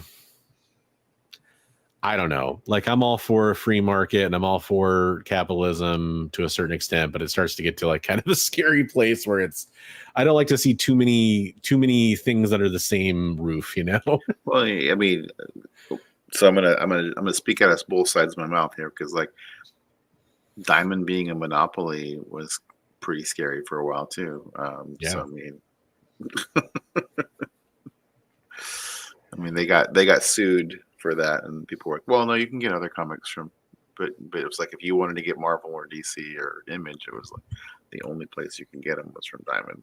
So, yeah, it's like, but can you really? You know, I mean, like, right? You could get other like, you know, indie books, but boom, I mean, there's some big titles over there. Yeah, Something Is Killing the Children's a huge property. Berserker. They've got some licenses too. Like I didn't even it makes sense seeing it all listed out, but when you put them all together, Power Rangers, Dune, The Expanse, Garfield, Firefly, Labyrinth, and Dark Crystal. Mm-hmm. That's a pretty good house of licensed deals right there. There, yeah. Yeah. You know, we were just talking to Nick Berucci last week. Or not last week, the last stream, I should say. If you guys haven't watched that, go back and watch it. It was very entertaining. Yeah. Our 15-minute interview turned into an hour-and-a-half interview. Well, yeah, and we got some of that insight into what it's like to be an IP holder and to have those negotiations, and right. That was fascinating. So, I don't know. It's just scary to me, I guess, is really more than anything else. I know there was some, I don't know if it was a tweet or a social media post by oh gosh, I forgot the head of Boom Studios name. Oh, forgot his name. But there was some post from him where he's just out there like, yeah, I'm gonna go have some drinks on the beach now. Peace, basically. I'm paraphrasing, obviously. I'm done. That's basically I'm what out. he said, though. Yeah. Mission accomplished. Is it Ross Ritchie? That sounds familiar. I'm so bad with names. I thought it would be in this article. Come on, Deadline. Yeah, Ross Ritchie. There it is. Jay coming in with a save. No T is the only thing I'll give you a note on there, Jay. But hey, you know, that's tough. Hey, he was miles ahead of both you and I. He was firing from the hip. So it's just a weird thing. Like, hopefully it's better. Like maybe this helps. I'd love a Something Is Killing the Children show done really well on a nice network, like a HBO or maybe Netflix or something like that. I'd prefer it to be somewhere where it can be nice and bloody and violent and everything. Yeah, I'd love something like that. So hopefully it helps those comic creators over at Boom do better. Hopefully that's true. I'm nervous. I think that's all I can really say about it. Right. Put it over on Prime with the boys and everything else. Yeah. Speaking of no spoilers or whatever, I just finished this most recent season of The Boys, and boy, that finale was crazy. I have no spoilers, but that's yeah. Mm-hmm. It was good. I thoroughly enjoyed this last season. I know a lot of people aren't really enjoying it, but yeah, I liked it. Yeah, I thought it had its moments. The last couple seasons of The Boys it hasn't felt as fresh for me, I guess, as the first couple seasons did. But I mean, this one felt like they were kind of bringing everything together. It was all it felt more cohesive. Yep. Definitely. Okay, so we're talking about DC's new Ultimates line. I mean, absolutely.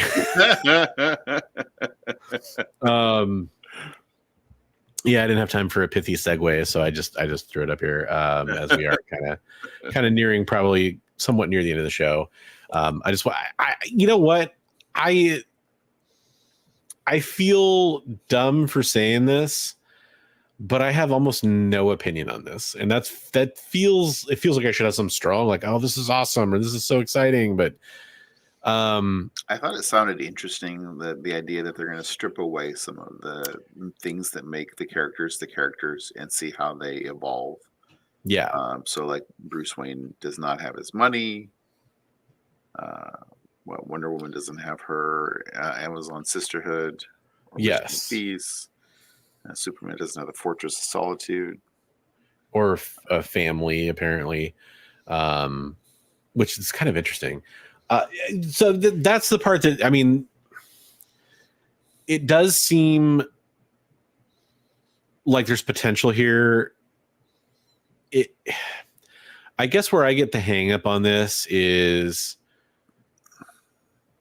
it's a little bit like a cool new movie you hear about, and then you see the trailer. Until you see the trailer, you have something to judge it off of. I just kind of want it to be good. That's all I can really. Right. And there's no. Please make it good. Yeah, if it's good, great. If it's not, who cares? And I know. Right. Yeah, that's a really reductionist way to look at it, probably, and a really cynical way to look at it. But it's kind of how I feel. So I was discussing with Comics Limited Trav the other night, and I said DC already did this. It was called All Star. Yeah, and it was interesting, cool, but they only let it run for a short period and they canned it. So we'll see. I mean, by the same token, Marvel already did Unlimited or Ultimate, and they're back again with a new Ultimate, right? So, right, but they saw it through. I mean, they saw the Ultimates through to the destruction of the Ultimate Universe. For better or worse, yeah. All-Star Superman and All-Star Batman, it was just kind of like, all right, here's this story, and now we're done. So Shigeyuki asks, is this like an Elseworlds thing? Like, not in the strictest sense, I don't think. It's more of a multiversal thing. Yeah. Kind of like a different, another Earth number, whatever. Right, and that's the other thing.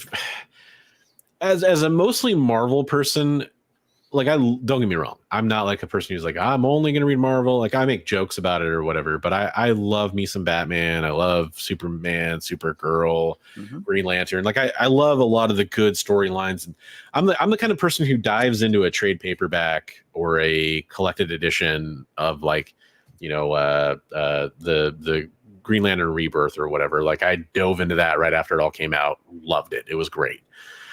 But the greater lore of the DC universe is often confusing to me when it comes to the multiple Earths and the different crises. and how they all relate to each other and where it's kind of currently at. So I'm probably a bad person to answer that question in terms of where they're at with which Earth number this could be or whatever. But that's the impression I get, is it is a different Earth and not a Elseworlds thing. Which, by the way, I loved Elseworlds. Elseworlds was amazing. Yeah, I enjoyed them thoroughly. Yeah. So they're kind of doing the Trinity to launch this. I guess the question I had for you is, you got Batman, Superman, Wonder Woman, obviously.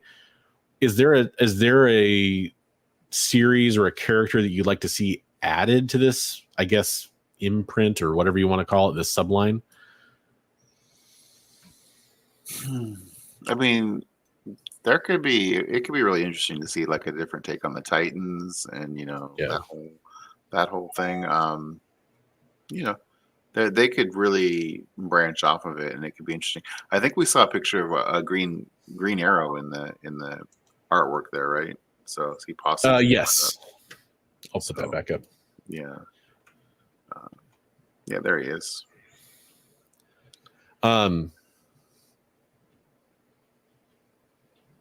Hang on, I'm answering a text from my wife real fast. How dare you? She asking you for ice cream again? Not ice cream this time. She's asking if I was knocking, so I think our neighbors are doing something weird. For me, my first instinct is to say Flash. It might be fun to see Flash, definitely, yeah. Deconstructed Flash. They kind of just sort of revamped her character, but I guess what I think of as characters that are kind of weighted down by their history, and one of those characters that jumps to mind for me is Power Girl. So it might be fun to see, but by introducing her, you kind of introduce some baggage. I don't know. It's going to be interesting. There's a lot of sandbox to play in there that could be really fun, for sure. I mean, I haven't read enough of the new Ultimate stuff, but Travis tells me that it's amazing. I mean, he fills me in on all the pitch meeting, the elevator pitch meetings of what's going on, and I'm like, oh my gosh, that sounds really good. I just started reading Ultimate Spider-Man now that it's on Marvel Unlimited. Mm-hmm. So it seems. Did it grab you? Trav said like it grabbed him, or issue one, it like really grabbed him. That's the thing, is it didn't actually grab me as much. Like, to me, it was just like, okay, like this seems like it's an interesting take. And that, I mean that in no way to disparage anybody who did have it grab them. I think that's great. Spider-Man's never been my favorite character as part of it. I think I enjoyed the original Ultimate Spider-Man more. Well, Spider-Man's one of those characters where I always enjoyed him more in like the team ups and like the appearing in other books, because to me, this is a really controversial thing to say, actually. To me, Spider-Man is like deadlocked in that, either just ending high school or just out of high school time period. Like that's Spider-Man to me. Right. And the greater lore of Spider-Man, like, his history with his, Mary Jane and everything like that, and all the different things they've gone through, it isn't as interesting to me as far as the greater sense goes. So I do kind of like the back to square one kind of thing, but I also feel like I've done that before with Spider-Man so many times. At least there's a twist on this one. Right. It is different. The twist is definitely interesting. Yeah. Like, things have been changed from how they're supposed to be. So. Yes, and that is interesting. I'm going to keep reading it. I think I've read the first 2 issues is all I've read, so it's not like I'm very far along with it. But I mean, I loved Marvel's original Ultimate line. Ultimates just like grabbed me by the throat, and I was like, Millar, I could do no wrong with that. I was just like, oh my God, it's just amazing. So yeah, it was a very, very, very good.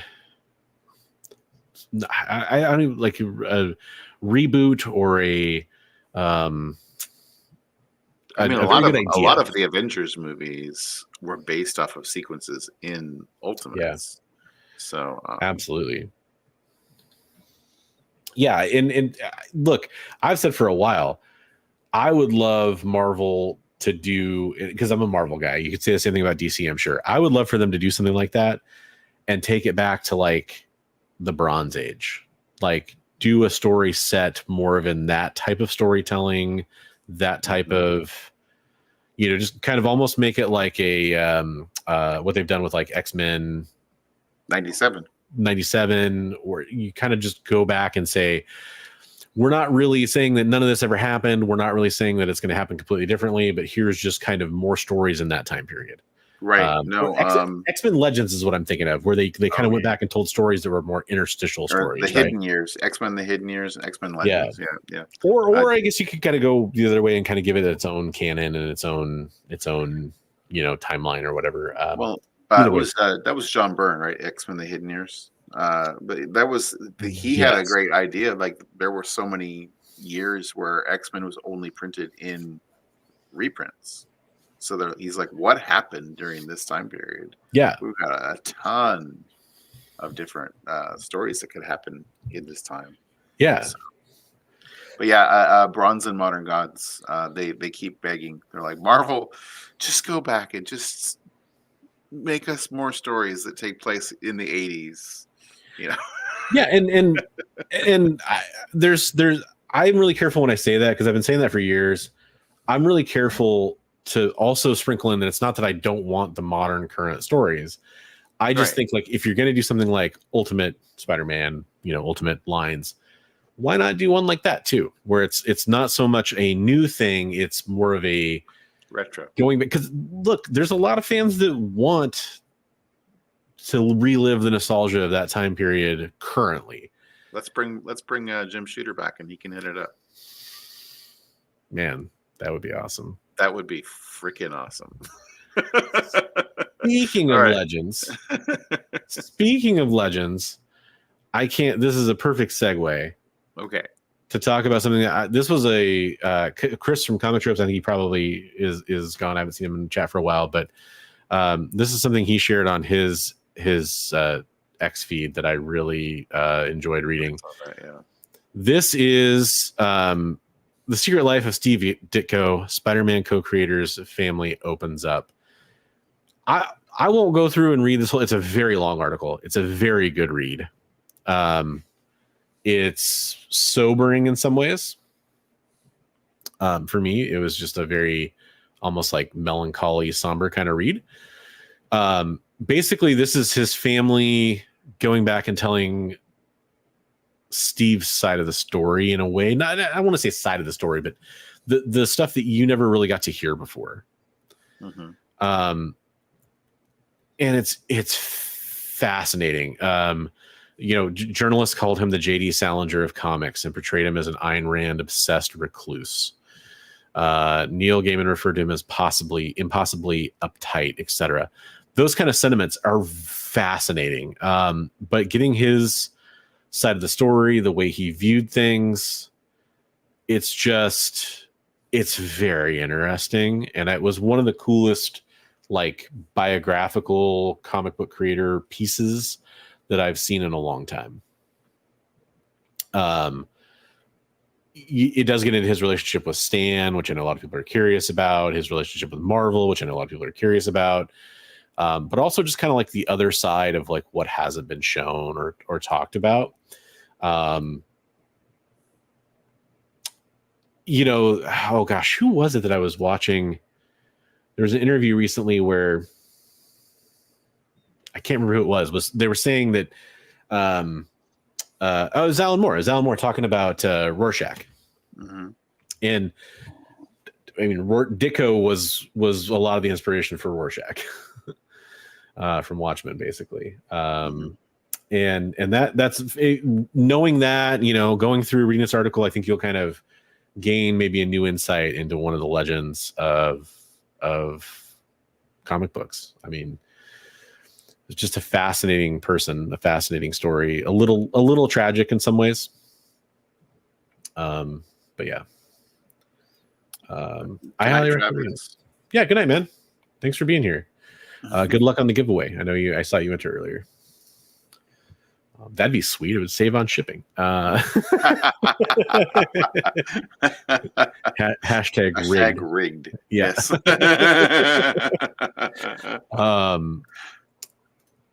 So yeah, that's kind of the last story I had that I really feel like we need to tackle this week. Did you have anything you wanted to bring up, or so I mean, okay, again, I'm rattling your cage without even having any pre-planning. Did we ever get any more info on the Neil Gaiman thing? So no, and I avoided it because I haven't seen any updates for it. Is the primary reason.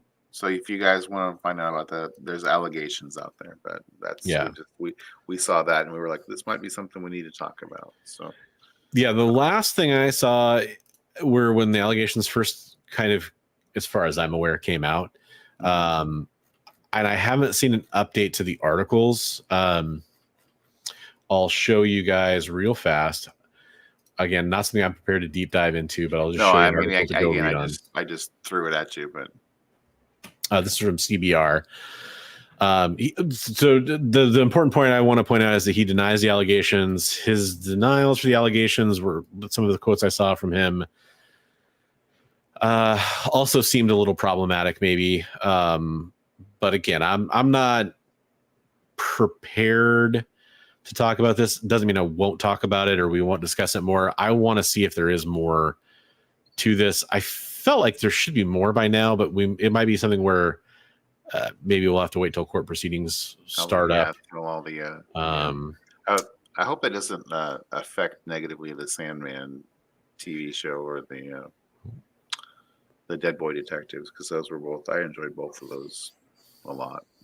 I need to check out Dead Boy Detectives. Sandman season 1 was great. I know it's getting ready to come back soon, I believe, for season 2, or I know they've announced some casting and had some promo images come out at least. Yeah, Dead Boy Detectives is fun. It's like, it's quirky. It's definitely different yet similar to Sandman. Yeah. So, this is one of those things where, like, speaking straight from the heart, it's complicated because I don't want it to be true, but that doesn't mean that it might not be true. You know, like that's the problem for me. Right, I was just curious if we had seen any more information. I probably not that I've seen, and asked you in private. So well, it's okay. It's something that's certainly something we would cover. If especially if more comes out.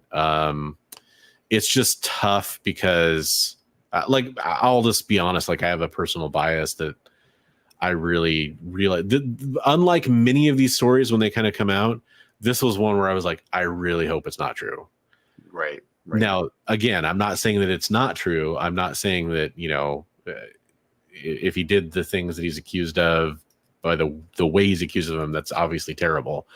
And I would definitely acknowledge that. It's just that was my gut reaction, because he's a literary hero of mine, in a way that few are. But I can't say that I've ever read anything by him, be it in a novel or in a comic book or a graphic novel, that I didn't like.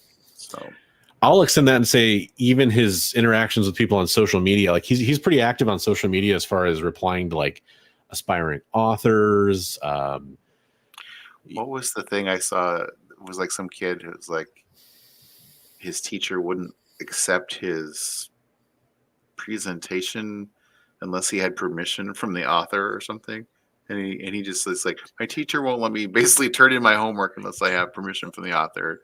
And Neil Gaiman was like, you have my permission. it was hilarious. Yeah,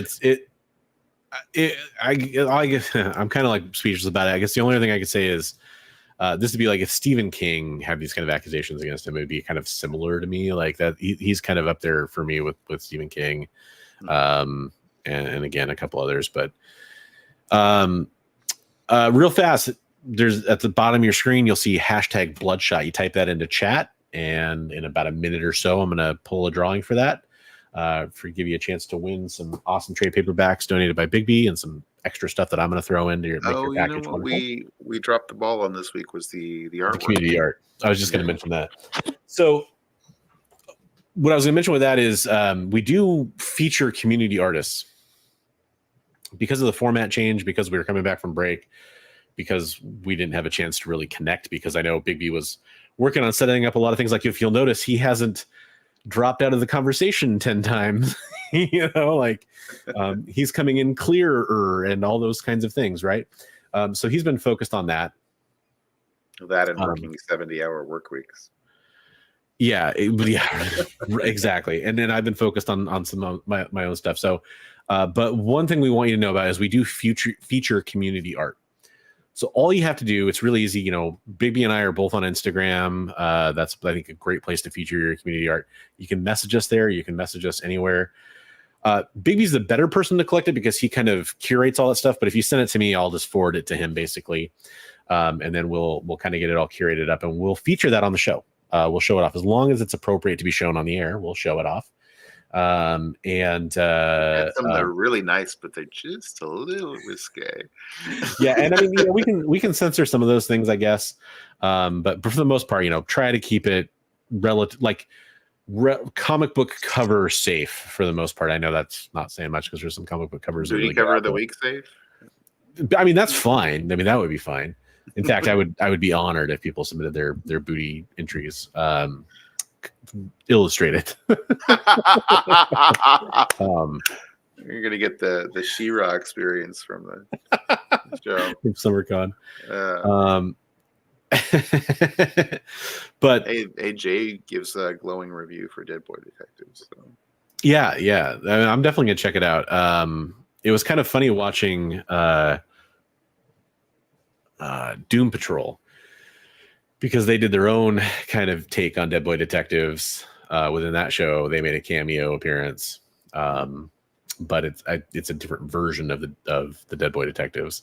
I haven't watched all of the Doom Patrol. I had HBO for a short period of time and started diving into a lot of those shows, and then my access was revoked. Oh, one actor. Okay, I didn't realize. Because I haven't watched the show yet. But that is interesting that they did retain one actress. Interesting. We do get death from the Sandman TV show. Oh, okay. Well, because those shows it is literally a spinoff of the Sandman show, right? Like it's Dead Boy the same universe. Appeared in the Sandman. Yeah. Comic. So, right. Yeah. So and then it's just it's funny because there's two cinematic versions of the Dead Boy Detectives, but then Dead Boy Detectives obviously is associated with Sandman. It's just it's just funky how it's worked out, I guess. Right. Right. DC in that weird space. All right. Well, I'm going to draw the drawing here. Let me share the screen. But yeah, so what I was going with that is definitely put in your community artwork to us. Oh, please. We'd love to feature it. We are going to do a thing at the end of the year too, where we pick some of our favorite community art. Maybe we'll have you guys vote on it, and we'll send out a little prize package to the winner. Some doodlings. Yeah, and we'll feature some of that on our social media too. But first, we need the artwork. So all you artists out there, amateur, professional. We had one of them on here tonight. Roscoe was on. He's put some stuff in.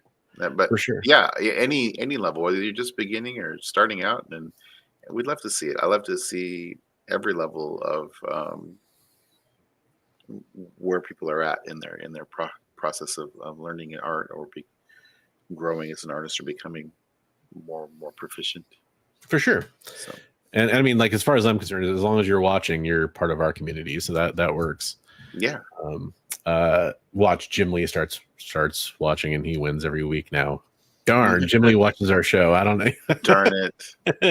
God, I gotta say, Bruns, I've missed talking to you and hanging out. I mean, I'm let's go for another 2 hours. Yeah, well, I mean, there's a topic we'll probably still get to on next week's show. Is the Jim Lee commission thing? Yeah, I'm going to be at that show. Oh yeah. Right. Okay, so I'm going to draw this now because I haven't seen any new entries come through. So, good luck, everybody. Yeah, good luck to our entrants, and we'll see if the winner's still in chat. Oh, you're too kind, Jay. Bigby is a very, very good artist, by the way. Shadow Rat might still be around. I'll give him a minute to pipe up if he's here. He could be lurking in the shadows.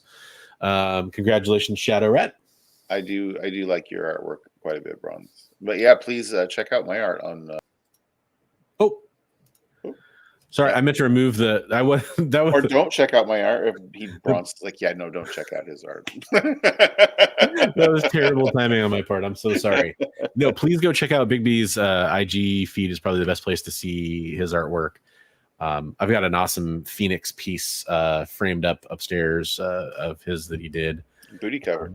It is a booty cover. For me, I don't really think of it as, like, we call it that, but like it's really more of like it's just the detail on the Phoenix flame in the background is so cool to me that's what I focus on when I look at that picture. Travis calls it frenetic. It's your frenetic style. That's a very good way to put it. I do have some live drawing videos on my YouTube as well, where you can watch me start to parts and pieces of drawing pieces. So and finishing them up. Jay, you're so right. He almost see. At least it wasn't his internet connection or his phone or something like that this time. It wasn't that. Yeah, not this time. I actually have spent a bunch of time when it was 100-degree weather. Travis from Comics Limited, God bless him, outside with me running Cat 5 cable all over the place, trying to get everything wired up and extending things, and I got a nice, awesome connection. So yeah, and I kicked down some old supplies that have kind of enabled you to not have to stream with your phone, and I know you got a new computer, so there were some frustrations, but growing pains, right? Yeah, we're always aiming to improve. Shadow Rat is here though, so you get to choose. We have the from the House of Ideas, the Incredible Hulk, Beauty and the Behemoth Hulk trade, which is nice. The relationship between the Hulk and Bruce Banner and Betty throughout the ages. Yeah, it even has some McFarlane stuff in it. And then this is the Dogs of War trade. Which I probably should thumb through this one to see what this covers. It's Collecting the Incredible Hulk Volume 2, 12 through 20. So you got 2 Hulk books. You can choose that as price package 1.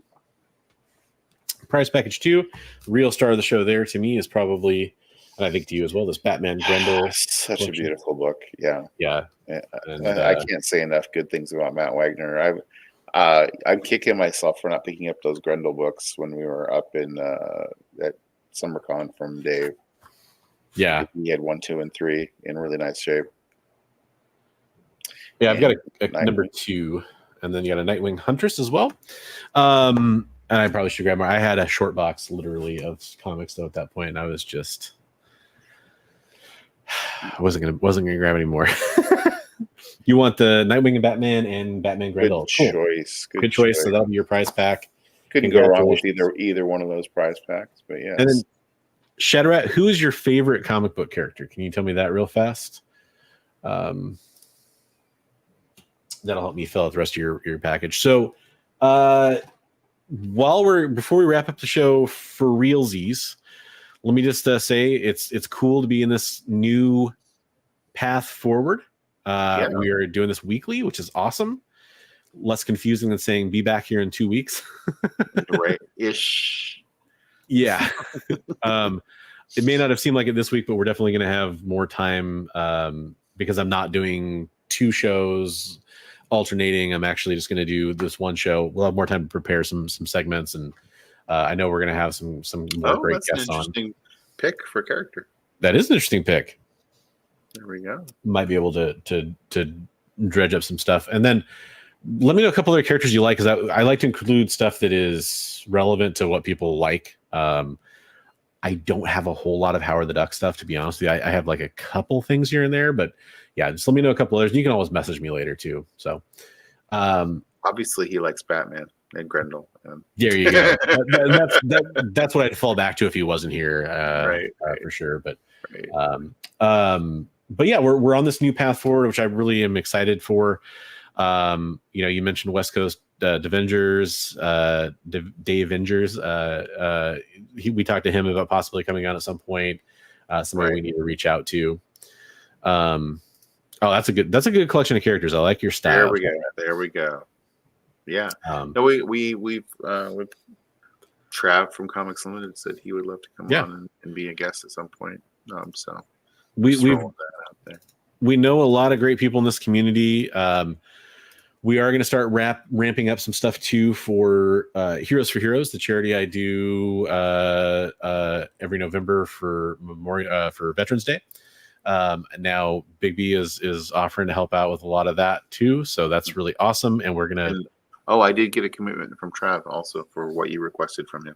Fantastic, yeah. So we're kind of building a coalition to help out with that, which is really important. I just got the new logo in earlier today from RPL Grime, who's the person who made the logo for 2024. So there's all kinds of stuff happening. I'm going to start reaching out to some of the artists that participated and seeing if they can donate some stuff. And then I have a whole bunch of contacts from SummerCon that I'm going to reach out to. And oh my goodness, Starlin's friend, Jamie was so passionate about mental health and wanting to come on and do a whole discussion with us about that. So that's going to be So there's going to be a lot of stuff ramping up. It's been a quiet few months on my channel, at least. It's going to be changing. A lot of things going on behind the scenes. We're building the framework. Yeah, so it's going to be awesome. But yeah, the short of it is, thanks for being here tonight. Come on back next week at 8 p.m. Pacific. 11 Eastern, unless details change, in which case keep your eyes peeled. We'll post up any changes that might happen. And we are possibly going to be doing some claim sale-y things and whatnot too. Yeah, not on whatnot necessarily, but man, not on whatnot, but I know. But yeah, we did do a poor choice of words. Sorry, no, I'm just playing with you. But we, part of the work that Bigby was doing over there is there might be some stuff going on where we're able to stream from the same location and do a claim sale, especially would be much more convenient that way. Yeah. So yeah, lots of great stuff is coming. Hopefully you stick around. I do want to remind you to go ahead and subscribe over on the EXP, subscribe over on Bigby's channel. You can subscribe over on my channel as well if you want to. We'll be back with more comic book news and all kinds of fun stuff next week. You got anything you want to plug for this week coming up, or anything you want to talk about, Bigby? No, just stay tuned to both of our channels. Check us out on Instagram. Bronze and I are really good about promoting each other's stuff. So trying to be growing our little community and group of people that are following us. So stay in the loop. Yeah. No, sounds good. Thanks for joining us, everybody, and entering this new chapter. What we're going to be doing over here. Hopefully, we just keep building and building as time goes on. And we're going to play a little outro clip here, and then we will be out. So everybody have a great rest of your week. We'll see you next Monday here on Best Coast Comics. In a world where you hit like and subscribe on our YouTube channel, that'd be really great. Thanks.